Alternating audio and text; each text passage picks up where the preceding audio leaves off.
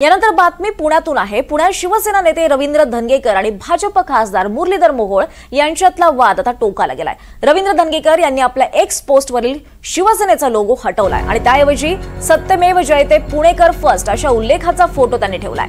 शिवाजीनगर इथल्या ऐतिहासिक शेठ हिराचंद नेमचंद दिगंबर जैन बोर्डिंगची जागा सरकारमधील काही नेत्यांनी हडपल्याचा आरोप विरोधकांनी आठवड्याभरापूर्वी केला होता आणि याच प्रकरणात गोखले कन्स्ट्रक्शन या कंपनीचं नाव समोर आलंय। धंगेकर यांनी केंद्रीय राज्यमंत्री मुरलीधर मोहोळ यांची गोखले कन्स्ट्रक्शन या कंपनीसोबत भागीदारी असल्याचा आरोप केलाय। त्यांच्या राजीनाम्याची मागणी सुद्धा त्यांनी केली आहे।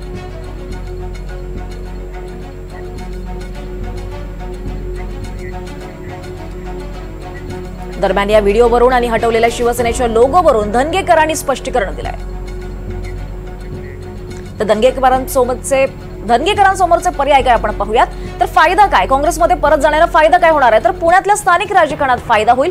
तर अडचण काय? तर 2024 लोकसभा पराभवामुळे पक्षांतर्गत विरोध होतोय। उद्धव ठाकरे सेनेला पुण्यात फायदा होईल, तर अडचण म्हणजे शिंदे सेना सोडल्यास पक्षांतर विरोधी कायदा होईल। तर ठाकरे सेनेत जाण्याने काय फायदा होईल? तर उद्धव ठाकरे सेनेला पुण्यात फायदा होईल, तर अडचण काय? तर शिंदे सेना सोडल्यास पक्षांतर विरोधी कायदा आणण्यात येईल। तर तिसरा पर्याय म्हणजे मनसेत जाणं। याने फायदा काय? तर यापूर्वी मनसेत होते, पुन्हा घर वापसी ते करू शकतात। तर अडचण काय? तर भाजपला अंगावर घेत असल्यानं कोणतीही अडचण त्यांना येणार नाही।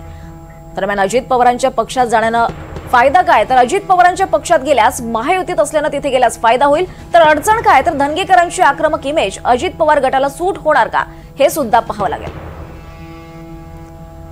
तर अपक्ष किंवा नवीन पक्ष जर त्यांनी काढला तर त्याचा फायदा काय? तर स्थानिक मुद्द्यांवरून काम करून लोकप्रियता टिकवू शकतात। तर या दरम्यान अडचण काय? तर निवडणुकांसाठी पक्ष आवश्यक असतो। तर धंगेकरांसमोर हे 5 पर्याय आहेत। दरम्यान या व्हिडिओवरून आणि हटवलेल्या शिवसेनेच्या लोगोवरून धंगेकरांनी स्पष्टीकरण दिलंय। याच्यामध्ये मी काय बोलायचं ते पूर्वी बोललो, याच्या पुढे बोलणार आहे। आणि या बोलण्यामध्ये मला जोपर्यंत मला ते संस्था, ते मंदिर, ते युवकांचं वसतिगृह हे जो पण उभं राहत नाही तो पण आम्हाला ह्या सगळ्या सिस्टीमच्या विरुद्ध लढावंच लागणार आहे। आणि याची पूर्णपणे जबाबदारी ही शासनाची आहे। याच्यामध्ये शासनाने ही संस्था याच्यावर प्रशासक नेमावं आणि प्रशासक नेमून ह्या संस्थेला विशेष अनुदान म्हणून 100 कोटी रुपये द्यावेत। महावीरांचं दिवळ आणि वसतिगृह दिमागात उभं राहिलं पाहिजे। आणि ह्या मताचा मी पुणेकर कार्यकर्ता। मग तो एक टेलर आहे, त्या दुकानात कामगार आहे आणि त्याने मला बोलवलं, मामा तुम्ही एक मुलाखत द्या।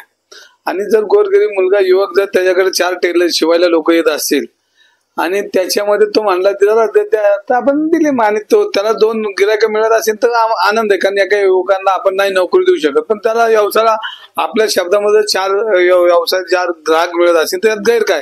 आम्ही कुठल्या दुकानात आम्हाला उद्घाटनाला बोलवलं तर आम्ही त्याची बाजूने बोलतोच की तुम्ही लोकच कधी कधी प्रेक्षी लोक असतात, मग हे व्यवसाय कसा चालतो, काय चालतो, मग आम्ही बोलतो युवक याला तो व्यवसाय त्यांनी हे जे आज चालवलं याला आपण पाठिंबा देणे काहीच गैर नाही। आणि मला अशा अनेक माझे तुम्हाला व्हिडिओ सापडतात की गोरगरीब युवकांना, रोजगारांना आपण ताकद देण्याचं, शक्ती देण्याचं, बोलण्यातून ताकद दिली तर काय आपल्याला त्यात काय गैर आहे? कारण ही वाचात परमेश्वराची, ती जर चांगल्या कामाला जात असेल तर त्यात गैर नाही।